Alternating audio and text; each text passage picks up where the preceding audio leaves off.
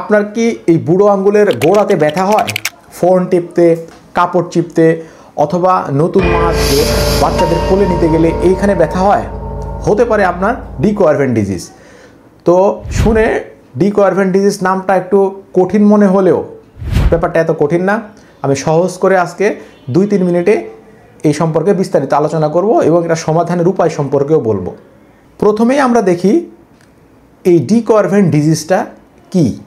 এই যে আমাদের বুড়ো আঙ্গুল দেখা যাচ্ছে, এই বুড়ো আঙ্গুলের এই পাশ দিয়ে রগ যায়, দুইটা রগ, যেটাকে আমরা এক্সটেনসর পলিসিস ব্রেভিস এবং অ্যাবডাক্টর পলিসিস লঙ্গাস বলি।